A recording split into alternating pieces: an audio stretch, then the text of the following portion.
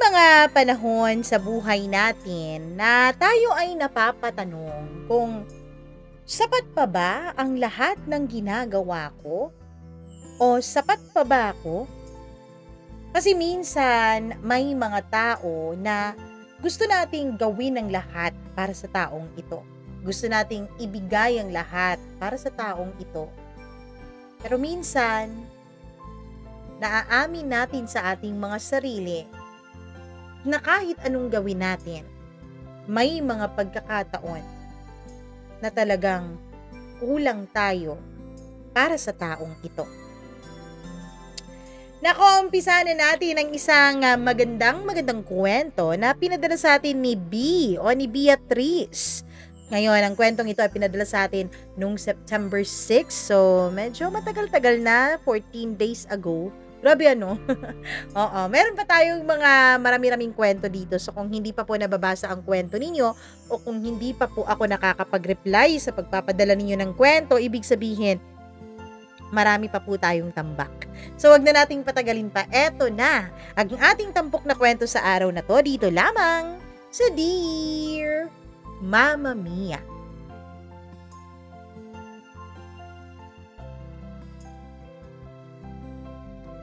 Ikaw ba ay napapatanong na rin kung sapat ka pa nga ba para sa isang taong nakadepende sa'yo?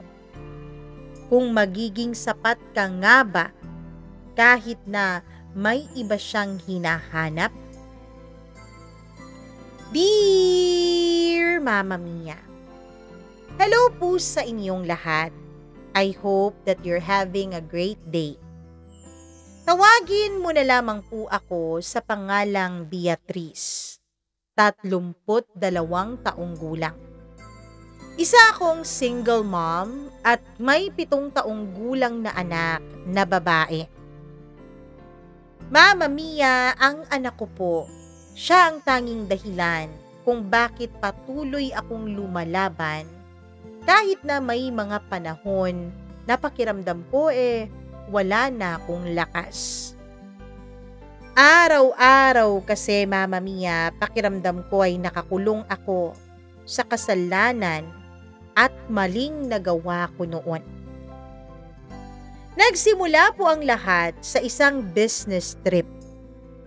Isa akong EA o Executive Assistant at sa dami ng inikot kong lugar kasama ang mga boss at kliyente ko, ay doon ko po nakilala ang isang lalaking itago natin sa pangalang Connor.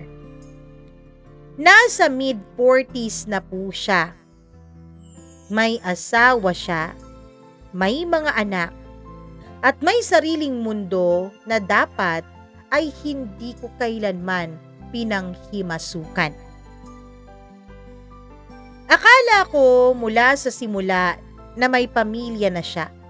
Kaya naman, ang alam ko Mama Mia, mula sa simula ay may pamilya na siya. Kaya ilang beses ko po siyang iniwasan. Pero kahit pala gaano mo katinding iwasan ang isang tao, ay darating at darating pala yung pagkakataon na hindi ka na makakalayo pa. Dumating ang isang gabi, Mama Mia, na natukso po ako. Isang pagkakamali na nagpabago ng buong buhay ko na hanggang ngayon po ay dala-dala ko. Nang malaman kong nabuntis ako ni Connor, ay halos gumuho ang buong mundo ko, Mama Mia. Isang gabi lang naman akong nagpadala sa tukso. Isang gabi lang naman akong nag-give in. Pero ang isang gabi na iyon ay nagbunga pala. Hindi ko alam kung dapat ba akong matuwa dahil magkakaroon na ako ng anak o mas dapat ba akong matakot dahil alam kong may bunga ang kasalanan na ginawa ko. At ang bungang ito ay lagi kong dala-dala. Mama Mia, gusto kong lumayo kay Connor. Gusto kong kayaning mag-isa ang lahat dahil alam ko sa umpisa pa lang, mali na may nangyari sa amin. Pero syempre Mama Mia, hindi ko naman pwedeng itago kay Connor ang katotohanan. Dahil kahit pa mali ang ginawa namin, karapatan pa rin niyang malaman ang tungkol sa pinagbubuntis ko. At nung sinabi ko kay Connor ang tungkol sa pagdadalang tao ko, inakala ko talaga na tatalikuran niya ako. Syempre, ganun naman talaga, 'di ba? Lalo pa ang mga lalaking may asawa. Kapag nakabuntis ng iba, maghuhugas kamay na. Aalis na. Pero hindi iyon nangyari. Nung nalaman niyang buntis ako ay naging pursigido siyang tumulong. Pinilit niyang panindigan ang responsibilidad at pananagutan niya sa akin. Sa umpisa, Mama Mia, tinatanggihan ko po ang mga alok niya sa akin. Ayoko kasi na mas lalo pang gumulo ang buhay ko. At lalong ayokong madamay pa ang magiging anak ko. Pero hindi tumigil si Connor. Mama Mia, naging mapilit siya. Tinulungan niya akong magpa-check up. Lagi niyang sinisiguro na maayos ang kalagayan ko. Siniguro rin niyang may maayos akong panganganakan. At sinamahan niya ako sa mga oras na akala ko ay magiging mag-isa lang po ako. Mama Mia, nang dumating ang araw na isinilang ko na ang anak ko, ay nandun po si Connor. Isang responsableng ama na nagpakatatay talaga sa batang ginawa niya. Hindi man siya pwedeng makita ng lahat, pero nandun siya. Tahimik lang siyang dumating at tumulong sa mga gastusin. Mismong nanay ko, Mama Mia, na siyang pinakakakampi ko sa lahat ng mga pagsubok sa buhay, ay hindi rin niya alam ang totoo tungkol kay Connor. Alam niya na tatay ng anak ko si Connor, pero hindi niya alam na may pamilya na itong tao. Hindi niya alam na parang naging kirida ako. Kahit na wala naman talaga kaming relasyon ni Connor. Kahit na natukso lang naman talaga kami sa isa't isa. Sa tuwing nagtatanong si nanay kung bakit laging palihim ang pagpunta ni Connor sa amin, ay palagi kong sinasabi na dahil iyon sa trabaho ni Connor. O di kaya naman, pinapalusot ko sa nanay ko na ayaw lang naming pag-usapan kami ng iba. Pagkatapos kong manganak ay inalagaan rin niya kami. Nagdadala siya ng mga gamit ng bata, groceries, at halos lahat ng pangangailangan ng anak namin, pati na rin mga pangangailangan ko, Mama Mia, ay pinuprovide niya. Hindi ko po maitatanggi na sa mga oras na yon, naramdaman ko na parang hindi ko talaga kakayanin kung mag-isa lang ako. Na parang hindi ko kakayanin kung wala si Connor. Pero kasabay noon, ramdam ko rin ang bigat habang nandyan siya. Dahil Mama Mia, kahit nasa tabi ko siya, alam na alam ko pong may ibang pamilyang naghihintay sa kanya. Pamilya na walang kaalam-alam tungkol sa akin at sa amin ng anak ko. Pagkatapos kong manganak ay naging malinaw sa amin ni Connor ang lahat. Na wala kaming magiging ibang ugnayan lalampas sa pagiging magulang sa anak naming dalawa. Oo, Mama Mia. Hindi naman siguro talaga ako literal na kabet, hindi ba? Dahil wala naman talaga kaming relasyon ni Connor. Pinag-usapan naming dalawa na ang tanging magiging ugnayan namin ay ang pagiging mga magulang lang namin sa aming anak. At doon nagsimula ang kasunduan namin na magiging magulang kaming pareho sa anak namin kahit na walang kami, kahit na hindi kami magkarelasyon. Parang business partnership lang ang lahat sa amin. Walang halong pag-ibig, walang halong mga intimate moments. Lahat tungkol na lang sa bata. Puro tungkol sa kabutihan ng anak naming dalawa. Sa lahat ng taon ng pagpapalaki ko sa anak ko, hindi po kailanman nawala si Connor. Pero sa bawat hakbang ay ramdam ko talaga yung bigat. Isa sa mga bagay na madalas niyang ipaalam sa akin ay ang kagustuhan niyang maging patas, Mama Mia. Sabi niya, anuman daw ang ibinibigay niya sa mga anak niya dun sa kanyang asawa, ay gusto rin niyang maranasan iyon ng anak naming dalawa. Nung una, syempre, tinatanggihan ko yun. Para sa akin, sapat na ang simpleng buhay para sa anak namin ng anak ko o para sa amin ng anak ko. Hindi ko kailangan ng engranding bakasyon. Hindi ko rin kailangan ng luho o engranding mga selebrasyon tuwing birthday ng anak ko. Pero si Connor po ay mapilit. Lagi niyang sinasabi na hindi dapat maramdaman ng bata na may pagkukulang sa paglaki niya. Pare-pareho din daw niyang mga anak ang mga ito, kaya dapat pare-pareho daw ito ng mga mararanasan.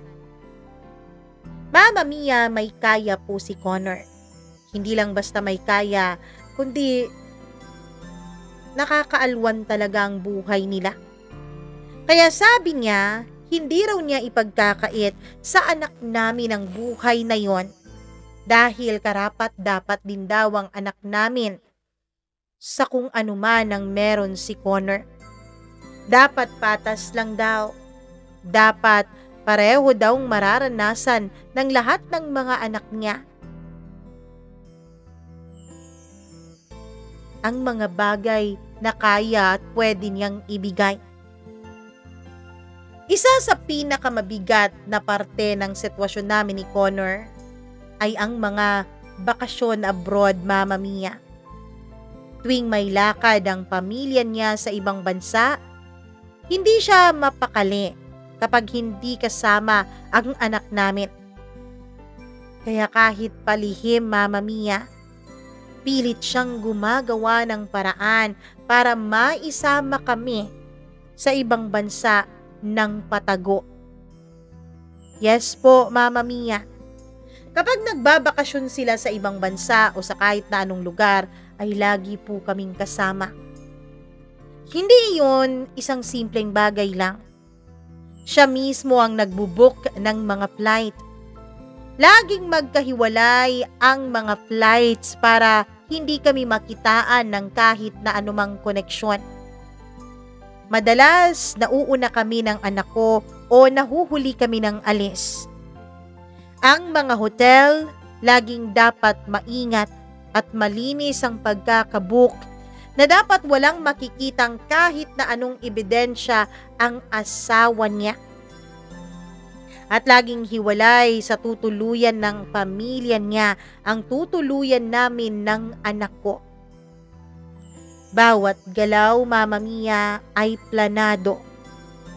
At bawat kilos kailangang maging maingat. Kasi isang pagkakamali lang ay maaaring mabuking ang lahat. Isang pagkakamali lang ay maaaring masira ang lahat. Mama Mia, nung unang beses kaming sumama sa kanila, ay hindi ko talaga alam kung ano ang dapat kong maramdaman. Matutuwa ba ako o mahihiya? Habang sila ng pamilya niya ay nasa isang malaking resort, kami naman ng anak ko ay nasa kabilang hotel. Naghahanap din siya ng paraan para makalabas at makasama kaming dalawa ng anak namin.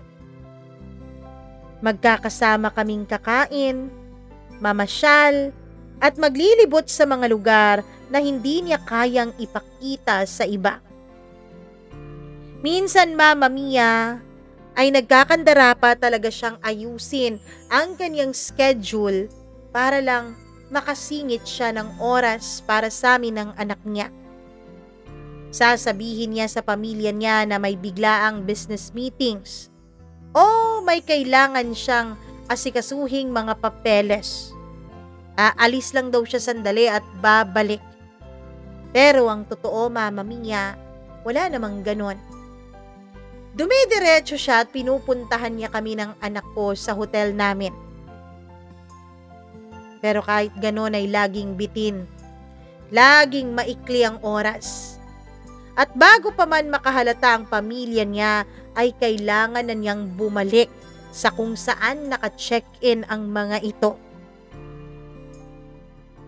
Sa totoo lang, Mama Mia, kapag nasa abroad kami ni Connor at ng anak namin, mas malakas po ang kabang nararamdaman ko kesa sa excitement at saya na nasa ibang bansa ako. Kahit anong ganda kasi ng lugar, kahit gaano kasaya ang anak ko, ay palaging may takot talaga sa dibdib ko.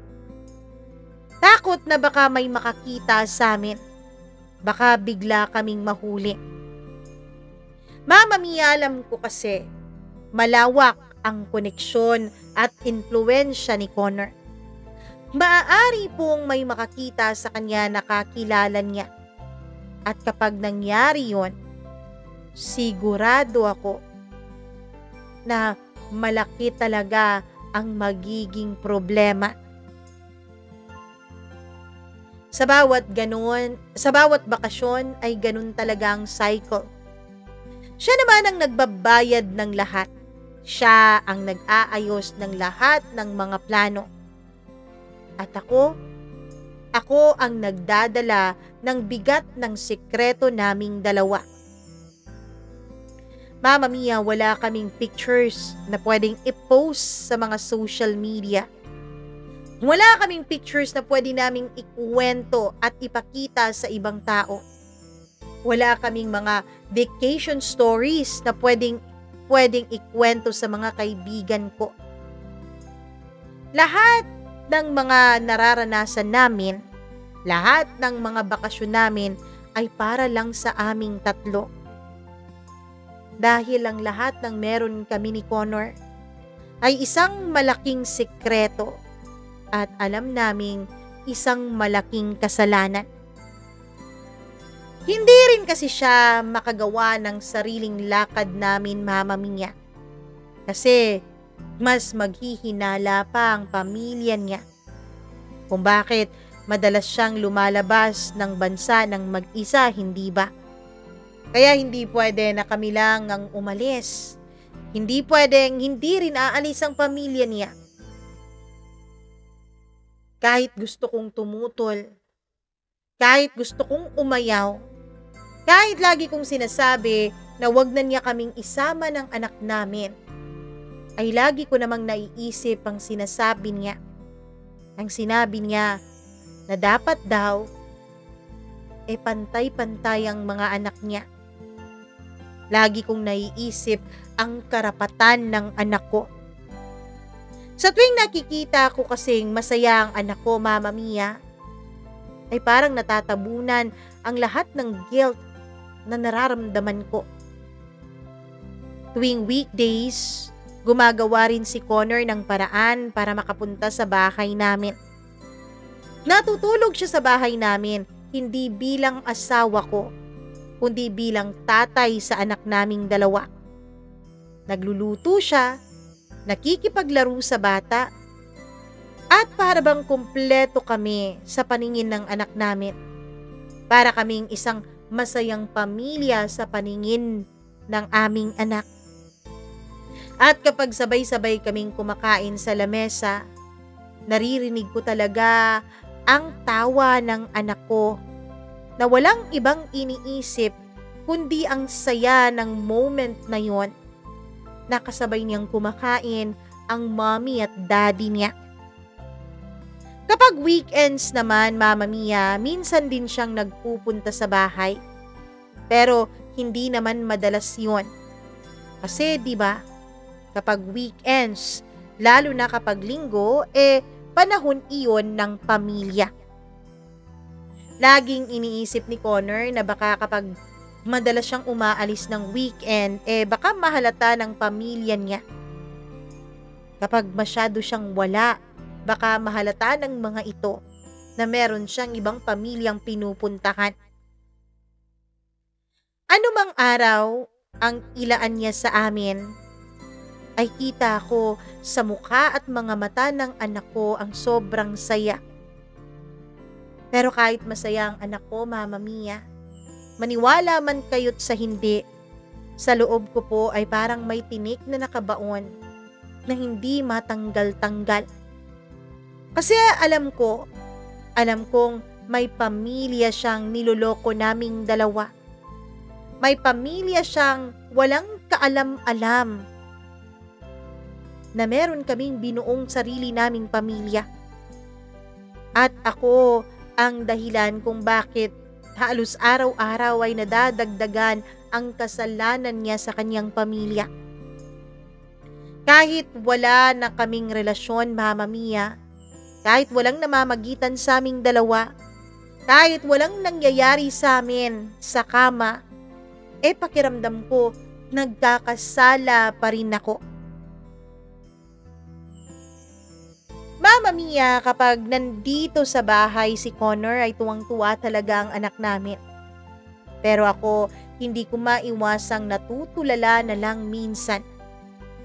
Naiisip ko, hindi naman kailangan maging ganito ang lahat Para sa anak namin, normal na may mga araw na nandyan ang tatay niya at kasama namin. At may mga araw na bigla na lang itong hindi pwede. Kasi ang lagi naming nagiging palusot sa bata, nagwo-work ang daddy niya. Nagwo-work para may pambakasyon kami. Nagwo-work para mapoprovide niya sa amin ang mga pangangailangan namin. Pero para sa akin, bawat pagbisita ni Connor ay tila paalala na hindi talaga ako makawala-wala sa sitwasyon na pinasukan ko.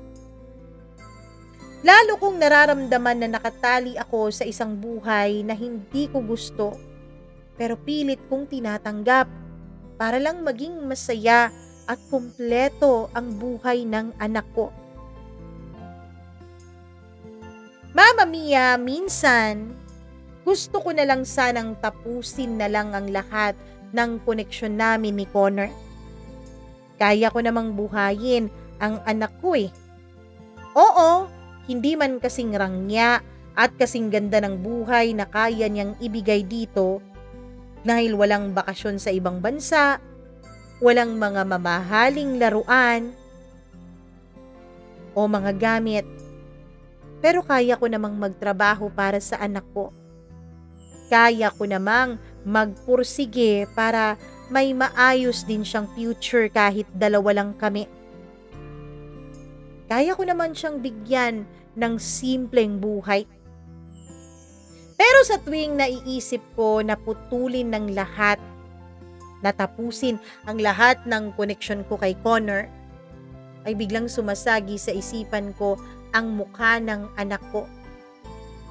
Hindi po dahil deserve ng anak ko yung mga mararangyang bakasyon, marangyang buhay, kundi dahil nakikita ko yung tuwa niya kapag kasama niya ang tatay niya. Yung ngiti niya na parang walang mabigat sa mundong ito. Na parang wala siyang problema kapag kasama niya ang ama niya. Paano ko ba ipapaliwanag sa anak ko kung bakit bigla na lang mawawala ang tatay niya sa buhay niya kapag tuluyan ko na talagang pinutol ang koneksyon ko kay Connor? Paano ko sasabihin na dapat ay maging sapat na ako Dapat maging sapat na meron siyang nanay na nag-aalaga sa kanya.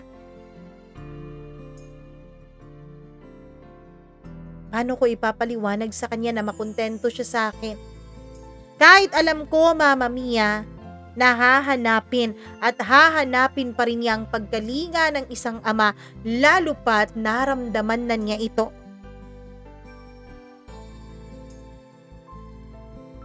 Ayoko pong maging makasarili. Oo, gustong-gusto kong makawala sa sitwasyon namin ni Connor. Gustong-gusto kong mabunot ang bigat ng tinik na nasa dibdib ko. Yung kaba, takot na nararamdaman ko sa tuwing palihim niya kaming pinupuntahan. Gustong-gusto kong matapos na yung pakiramdam na para kaming mga anino na nagtatago sa dilim. Gustong-gusto kong makalaya. Pero kapag naiisip ko ang anak ko, Mama Mia, parang hindi ko kakayaning ipagkait sa kanya ang kasiyahan na dulot ng presensya ng kanyang ama. Kung kaya ko lang sanang kontrolin ang lahat, siguro mas pinili ko na lang na mawala na siya sa buhay namin. Pero sa sitwasyon ko, Mama Mia, hindi po ganun kasimple ang lahat. Hindi ganun kasimple ang lahat dahil hindi naman po simple ang anak ko. Hindi naman po normal ang anak ko, Mama Mia. May autism po ang anak ko. Kaya bawat gusto at kilos niya ay kailangang pagbigyan at intindihin ng husto. Na-diagnose po ang anak ko na merong autism. Kaya naman, Mama Mia, may mga espesyal po siyang mga pangangailangan. Mas kinakailangan po niya ng kumpleto at tamang pag-aalaga. Hindi madali na bigla-bigla ko na lang siyang ilalayo kay Connor. Dahil alam ko, Mama Mia, na hindi iyon makakatulong sa kanya. Hindi iyon makakabuti sa kanyang kondisyon. Alam ko, hindi iyon makakaayos sa kanya at baka lalo pang lumala ang kondisyon niya kapag ginawa ko yun. Masyado pang bata ang anak ko para maintindihan niya ang komplikadong sitwasyon na meron kami ng ama niya. At ako, Mama Mia, bilang isang ina, hindi ko po kayang makitang malungkot at nasasaktan ang anak ko. Kaya kahit alam kong mali, kahit alam kong pwede ako ang masaktan, pwedeng ako ang maiskandalo, ay tinitiis ko. Para sa kanya, para sa anak namin. Para lang maramdaman niyang buo ang pagkatao at ang pamilya niya. Kahit ang totoo noon, Mama Mia, ang kapalit ng pagkabuo ng pamilya ng anak ko ay ang pagkabasag ng mundo ko sa loob ko. Isa pa, Mama Mia, kaya hindi ko rin kayang pakawalan si Connor sa pagiging ama niya sa anak namin, ay dahil natatakot po akong lumaki ang anak ko na walang kahit na anong bakas ng tatay niya. Ako kasi, Mama Mia, ako mismo, bunga ko ng pananamantala ng isang lalaki sa nanay ko. Kaya naman lumaki po akong walang ama. Walang kahit anong alaala tungkol sa kanya. At habang nag-aaral ako noon bilang working student, naranasan ko rin pong maging biktima ng pananamantala. Naranasan ko rin po ang naranasan ng nanay ko. Oo, Mama Mia. Naranasan ko pong pagsamantalahan, molestyahin, at gahasain ako ng sarili kong boss sa trabaho ko noon. ng sakit. At hanggang ngayon, dala ko pa rin yung bigat ng mga pangyayaring yon. At Mama Mia, ayokong mangyari iyon sa anak ko. Ayokong lumaki siya na walang maramdamang presensya ng tatay niya. Gusto kong lumaki siya na matutong lumaban. Gusto kong lumaki siya na may presensya ng isang ama para hindi siya madaling madala ng mundo gaya ng nangyari sa akin.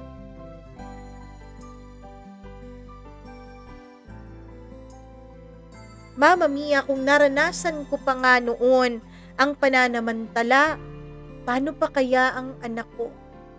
Maraming mapagsamantala sa mundo. At kapag nalaman nila ang kondisyon ng anak ko, sigurado ako na marami ang mag-a-attempt na pagsamantalahan siya. At ayokong maranasan niya ang mga emosyon na naipon noon sa dibdib ko. Ayokong maranasan niya ng mabuhay na puno ng galit, na puno ng mga tanong at puno ng sugat na hindi niya alam kung paano ba hihilumin. Ayokong maramdaman niya na kulang siya, o na hindi siya sapat, o na hindi siya kamahal-mahal kaya siya iniwanan. Gusto kong maputol na sa akin ang lahat ng mga masasamang nangyari noon sa buhay ko. Gusto kong maputol na sa akin kung anumang sumpang kumapit sa amin. At gusto kong magsimula sa anak ko ang mas maayos na buhay. Mas magandang buhay. Oo, Mama Mia, nung ako po ay napagsamantalahan, akala ko po noon ay katapusan na ng mundo. Akala ko po noon ay dito na magtatapos ang buhay ko. At akala ko wala nang mangyayaring maganda pa sa buhay ko.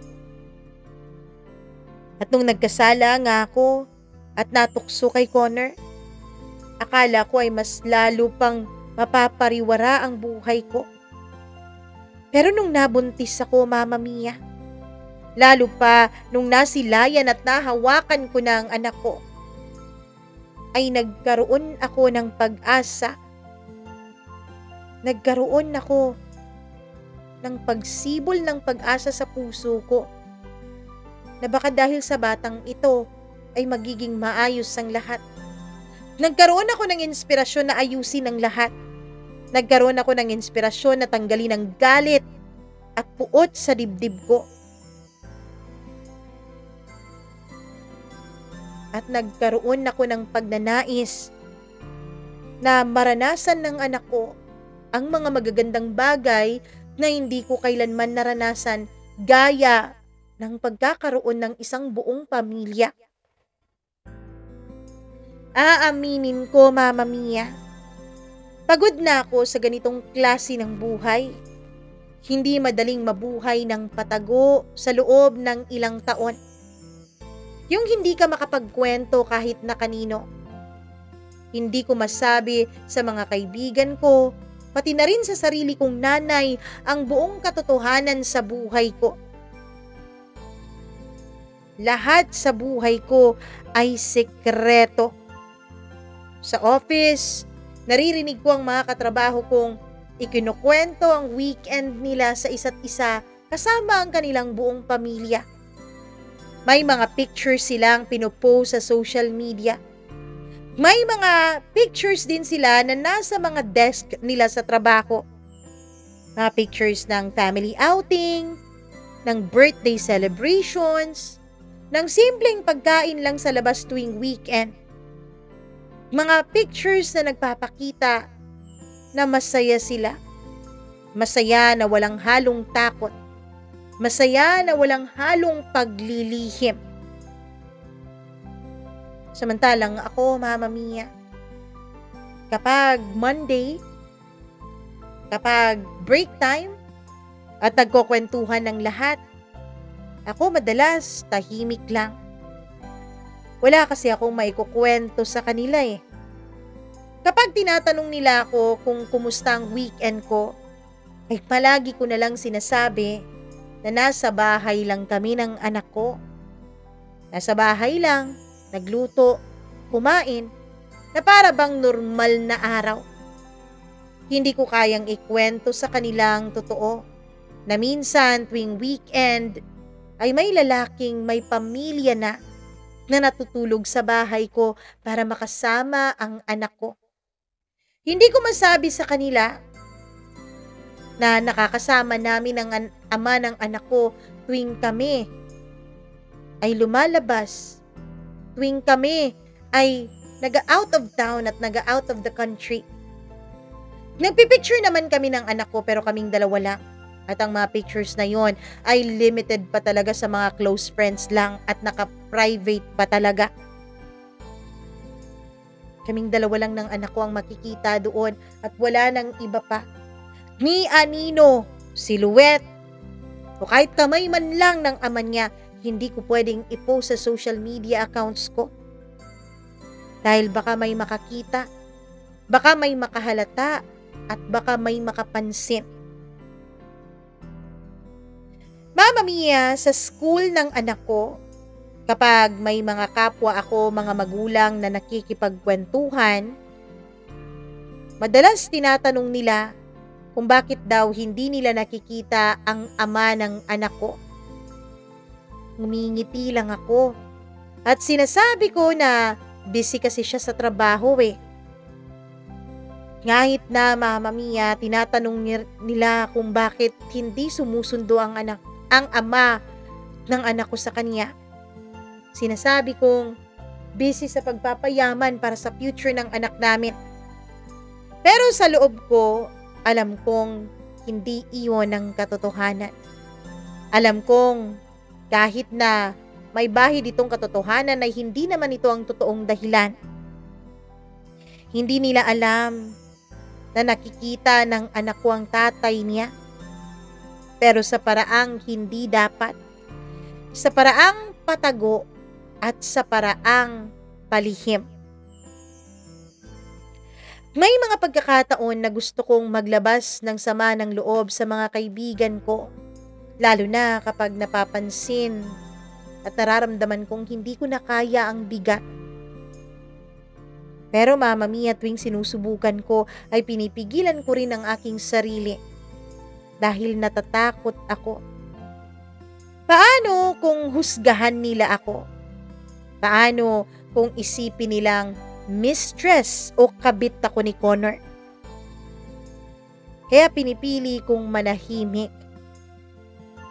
Dahil sa sitwasyon namin at sa kondisyon ng anak namin, apektado na rin Mama Mia, pati ang mental health ko. Minsan po, bigla-bigla na lang akong nakakaranas ng panic attack. Yun bang nanginginig ka? Yun bang halos hindi ka makahinga? Parang hindi ko na kayang huminga ng maayos. Pakiramdam ko, Mama Mia, ay sinasakal ako ng katotohanan tungkol sa sitwasyon namin ng pamilya ko. At ang masakit pa, wala akong kahit na isa mang matakbuhan o masabihan o mahingahan. Hindi pwedeng malaman ng pamilya ko o ng kung sino man ang buong katotohanan tungkol sa pamilya ko at sa anak ko. Kapag ganito, Mama Mia, nag-iisa lang po akong nakikipaglaban sa sarili kong multo. Wala akong nakakausap na makakaintindi sa akin. Hindi ko alam kung danas nyo yon, pero ang lahat ng yon ay napakabigat. Napakabigat dalhin mag-isa. Pero wala akong choice, Mama Mia. Alam ko, mula't simula pa lang, malinaw ang usapan naming dalawa ni Connor. Na ang lahat ng ito ay sakripisyo namin para lang sa bata. Walang iba, walang relasyon, walang kahit na anong sobra. At yun ang pinanghahawakan ko, Mama Mia. Na lahat ng ginagawa namin ay para lang sa aming anak. Pero habang tumatagal, nararamdaman ko po na parang may iba ng gusto si Connor. May mga kilos siya na hindi lang tungkol sa pagiging ama niya sa aming anak. May mga tingin siya at may mga pagkakataon na parang gusto niyang bumalik kami sa dati. Na parang gusto niyang magkaroon ulit kami ng kakaibang ugnayan, ng isang relasyon ng higit pa sa kung anong meron kami ngayon, ng higit pa sa pagiging mga magulang sa anak namin. Mama Mia, nahihirapan ako tuwing gano'n ang pinapakita niya sa akin. Kasi alam kong mali hindi na pwede. May pamilya siya at ayoko nang madagdagan pa ang kasalanang daladala ko. Kaya pilit akong umiiwas. Pilit akong naglalagay ng linya na hanggang sa anak lang namin ang relasyon naming dalawa. Pero habang tumatagal, habang dumadaan ang araw, ay tila mas lalong bumibigat ang sitwasyon. Dati, Mama Mia, sapat na ang hirap ng pagiging patago. Pero ngayon, pati ang mga kilos niya ay dinadagdagan pa ng mga ito ang takot na nararamdaman ko. Takot hindi lang baka mahuli kami. Takot hindi lang baka may makaalam tungkol sa sitwasyon naming dalawa. Kundi takot din, Mama Mia, na baka matukso ulit ako. Baka bumigay ulit ako.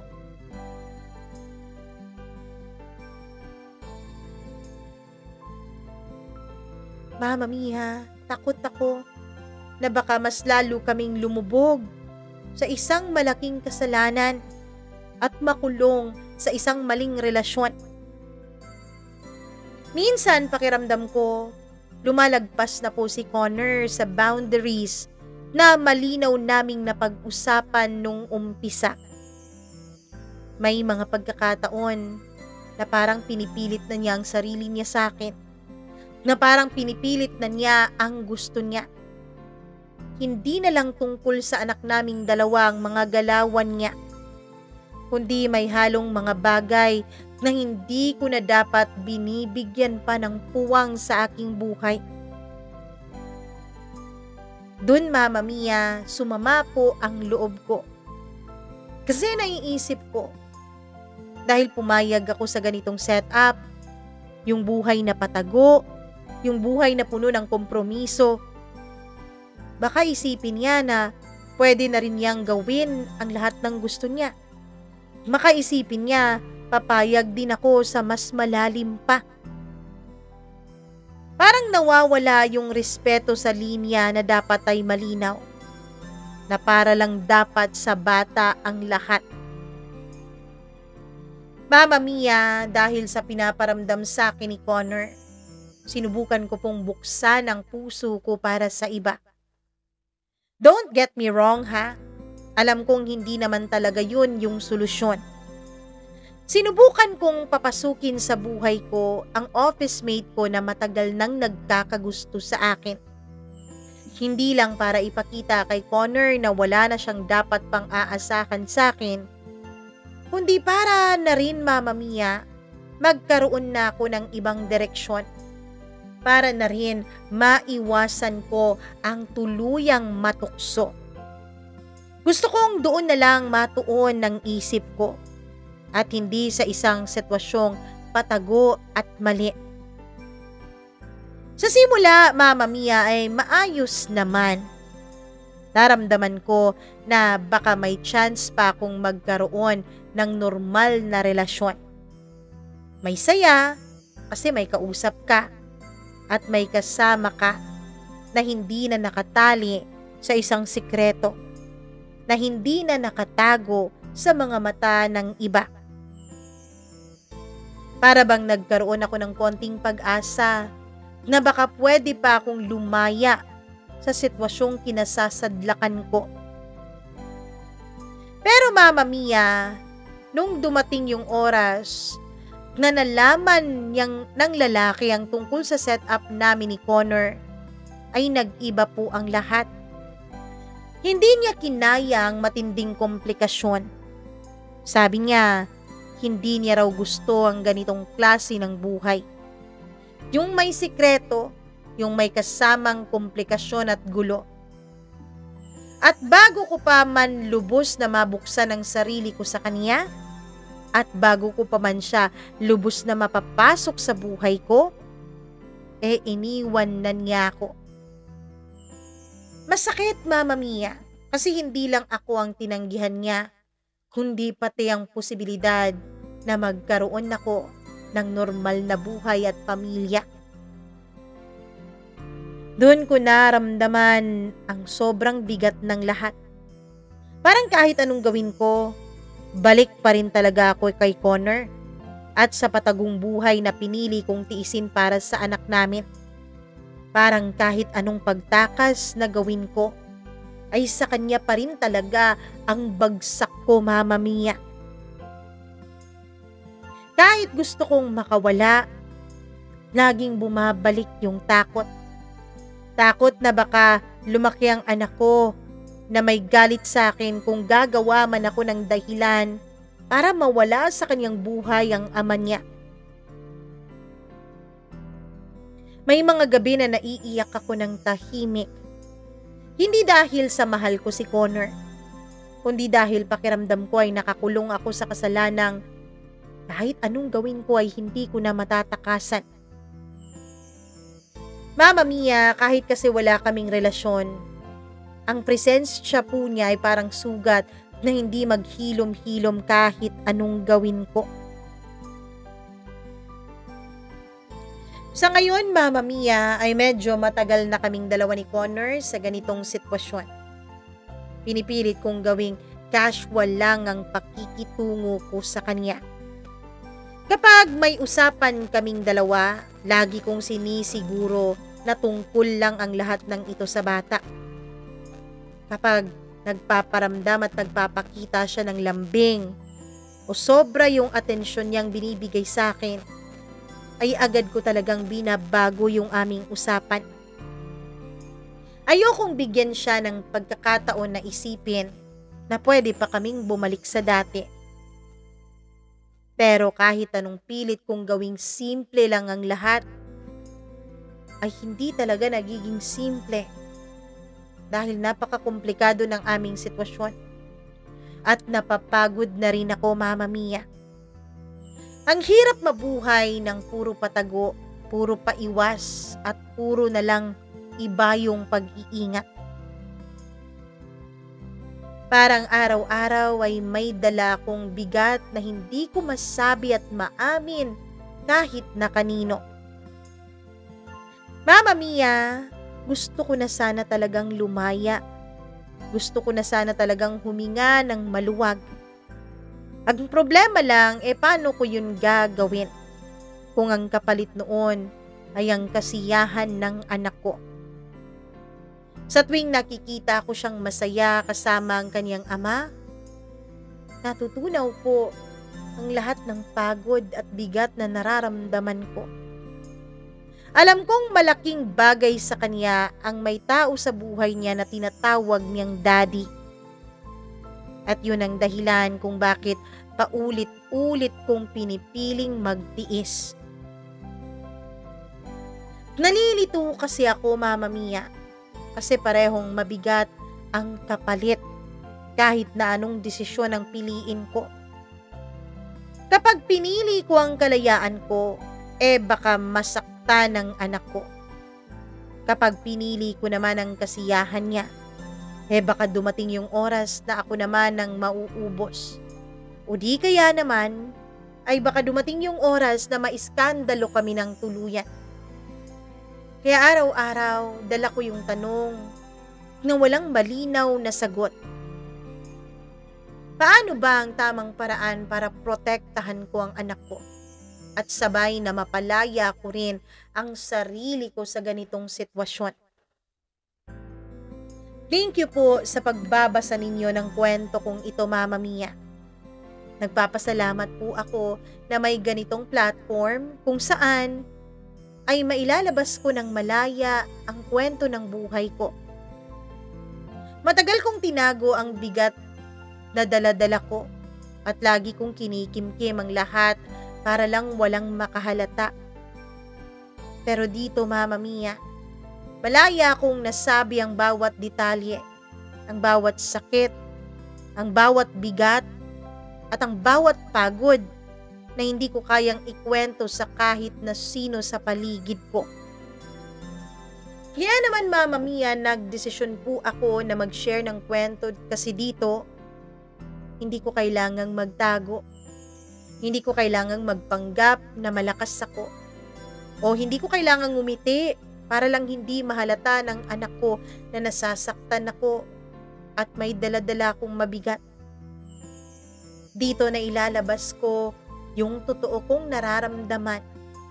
Ang takot, ang guilt, at ang mga tanong na matagal nang paulit-ulit na pumapasok sa isipan ko. Hindi ko pa rin alam, Mama Mia, kung saan kami hahantong ni Connor. Kung saan hahantong ang sitwasyon namin. Hindi ko rin alam kung kailan ako makakahanap ng sagot. Pero kahit papaano, gumaan ang loob ko dahil may pagkakataon akong magkwento nang walang humuhusga sa akin. Maraming salamat po. Hanggang dito na lamang, lubos na naguguluhan. Beatrice.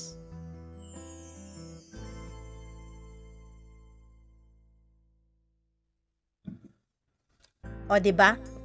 Speechless. Speechless ang inyong Mama Mia. Nako, kantay na lang kaya natin yung kanta sa Little Mermaid na Speechless. Di ko rin alam kung anong sasabihin ko sa'yo, Beatrice.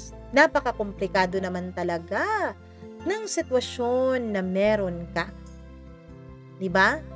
Kung pipiliin mong kumuwala sa sitwasyon ninyong dalawa ni Connor, tama ka. Maguguluhan at masasaktan ang anak ninyong dalawa. Pero kung pipiliin mo naman na ipagpatuloy hanggat kaya mo yung inyong sitwasyon, posible talaga na magkagulo. Posible talaga na magkaroon ng eskandalo. At posible rin na maubos ka in the process at baka mabaliw ka pa sa sobrang bigat at komplikado ng daladala mo sa araw-araw. Ako man ay hindi rin alam kung ano talaga ang sasabihin sa'yo. Hindi ko rin alam kung ano talaga ang maipapayo ko. Pero kung ako man ang nasa sitwasyon mo, siguro talagang kakausapin ko na si Connor.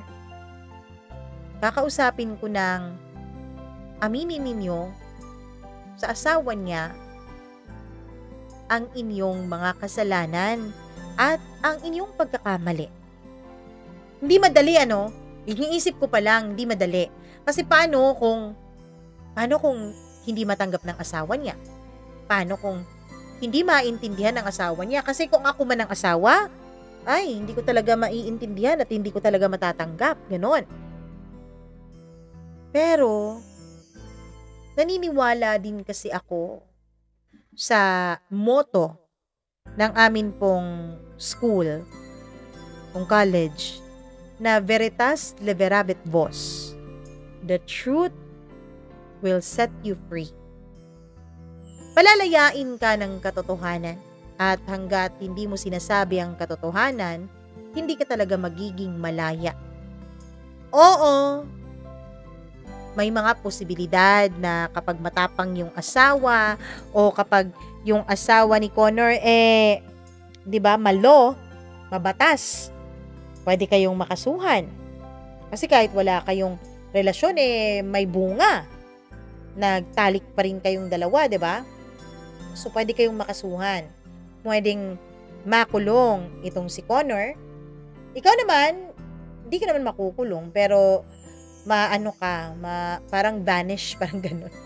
Parang ganun, 'di ba? Parang distiero o distiero ata. If my memory serves me right, distiero ata ang term na ginamit na parang palalayuin ka kung nasaan yung asawa, parang ganun. Or baka may iba pang pwedeng ikaso sa inyo, hindi ko alam kasi hindi naman po ako lawyer. Baka pwede kayong makasuhan ng bawsi, 'di ba? Kasi mental stress, emotional stress ang may dudulot ninyo sa asawa. Pero hangga't hindi mo pinapalaya ang sarili mo sa sitwasyon na meron ka o kahit man lang sa pamamagitan ng pagsabi ng katotohanan, talagang madudurog at mauubos ka. Kung ako ang nasa sitwasyon mo, ang una kong gagawin aamin ako sa nanay ko. Sabi mo nga, nanay mo ang kakampi mo. Yes, masasaktan talaga siya. Yes, kukwestiyonin talaga niya kung paano kanya pinalaki, kung anong pagkakamali niya, bakit naging ganyan ka. Kasi ganyan ang mga magulang eh. Kapag may mga pagkakamali ang anak nila, sinisisi nila ang sarili nila. Pakiramdam nila, nagkulang sila sa pagpapalaki, nagkulang sila sa pangaral, nagkulang sila sa paggabay. Pero, alam mo rin sa sarili mo, nanay mo lang din talaga ang magiging kakampi mo. Sana sabihin mo sa kanya ang katotohanan para naman kahit papaano may kasabay kang mag-discern kung ano ba talaga ang nararapat mong gawin. Kasi tama ka karapatan din naman ng anak mo na makasama ang ama niya. Tama naman si Connor. Karapatan din ng anak mo na maranasan ang mga nararanasan ng mga anak niya dun sa kanyang asawa. Pero hindi dahil karapatan yun ng anak mo, pwede na kayong manakit ng iba. Sana lang talaga dumating yung araw na magkaroon ka ng lakas ng loob na aminin ito sa nanay mo at magkaroon ka ng lakas ng loob na aminin ito sa asawa ni Connor. Alam ko hindi papayag si Connor sa ganun Kasi kung papayag siya, dapat yun ang naging solusyon niya Kasi sabi mo 40s na si Connor. 40s siya nung na-meet mo siya, so baka nasa 50s na siya ngayon. Hirap. Ang hirap ng sitwasyon mo, girl.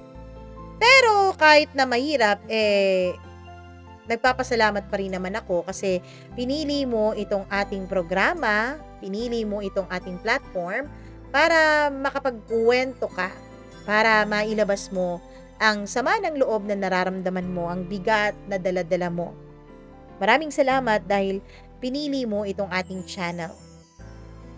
Nawa ay magkaroon ka na talaga ng lakas ng loob at makahanap ka na ng tunay at totoong solusyon sa problema mo at sa mga pinagdadaanan mo.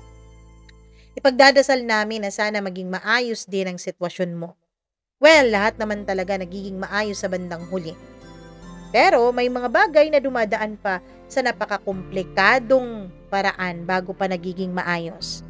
Sana dumating yung araw na maging malaya ka na sa buhay mo at sana dumating yung araw na maging buo ka at hindi na muling madurog pa.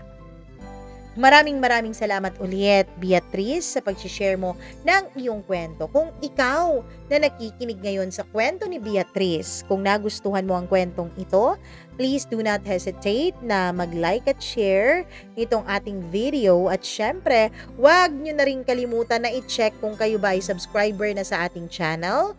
At kung hindi pa po, kayo po ay hinihikayat ko na sana mag-subscribe na po dito sa channel natin at mag-click na ng notification bell para kayo po ay nanonotify kapag meron tayong bagong upload para naman mapanood nyo agad, diba? Hindi kayo mahuli sa balita, sa chismis. Charot lang. Anyways, suportahan nyo rin sana ang isa pa nating YouTube channel na Encounters with Mama Mia. Hanapin niyo po. Kung hindi niyo po mahanap, may link po tayo sa baba. Pakiclick na lang po.